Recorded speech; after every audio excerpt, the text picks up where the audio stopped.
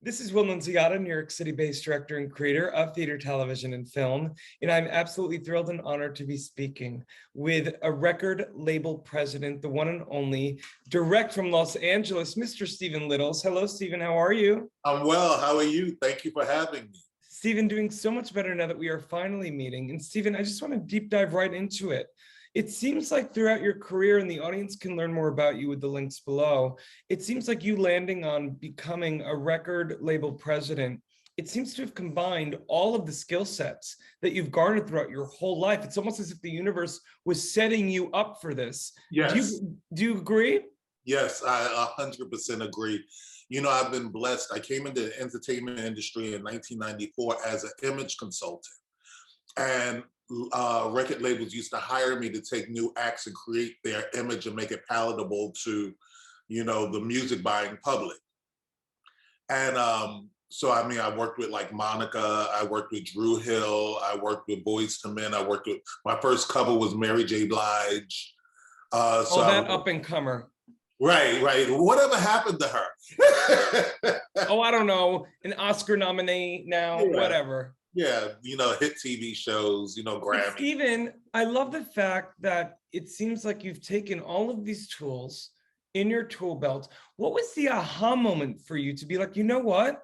Let me just form my own record label? Well, I will say almost 28 years to the day of me coming to entertainment. As a photographer, I was shooting this model, and he wasn't really a model. He was like too tall. And I told him, I said, you know what, you're not really a fashion model because you won't fit the clothes. And he said, well, I'm really a rapper. And I was like, let me hear you. And he played some of his stuff and it was great. And I was like, wow, I could probably like introduce you to some people. Later that day, a friend of mine called me and asked me if I knew any performers for a festival that was happening in Orange County. And I said, yeah, I have this guy. And I started managing him. And he did the performance and everything. And he actually, not knowing anything about the music industry, just released a song out into the, like on the internet. And I was like, you can't do it like that. And so I grabbed it back and then I released it. And then another friend of mine, like people started seeing what I was doing and he was signing a deal. And I'd known him for like 10 years because he sang background for Bobby Brown, whose publicist I was for 6 years. And he asked me to manage him because he saw everything I was doing with the rapper. So I was like, sure. And then, so I had this song out with the rapper, and then the singer, he had this great song that his label was ignoring. And I was like, this is your hit. This is better than everything that they're recording with you. So I put that song out called Worth It by Terrell Paul, Terrillpaul, Worth It. And it started getting like spins on Spotify. And then I directed the music video, which was the first music video I ever directed. It's amazing, my friend. You know what, Stephen, you're a perfect example of an artist who just did the thing in the moment. If it felt right, yes, you just did it. I think it's we have a lot of young artists around the world that watch these interviews, and I can't help but think that they're watching this right now and gaining confidence that sometimes you just have to do the thing to learn how to do it. Do you feel like that's been kind of the story of your career? That has been the story of my career. And I've always had opposition from people in my life telling me like, oh, you're too old to start this, or you don't know anything about this, or this is how things go. How would you know? You didn't do it. There it is. Thank you. And also, as we know, we have these people in our lives who, you know, unfortunately are projecting their own insecurity on perhaps maybe not pursuing their dreams. And speaking of dreams, Stephen, I just want to know, of the dreams, I mean, you've accomplished so much already in your career. As you look forward into 2022 and beyond, what else can the audience be expecting from you, your record label, and what is the ultimate, or do you still, I'm sure you do, what are some dreams that you still have yet to achieve? Well, my goals for 2022 is like I said, I'm promoting Worth It by Terrell Paul. The rap single is 2K22 by YCM. That's doing great. I'm actually working that at college radio right now.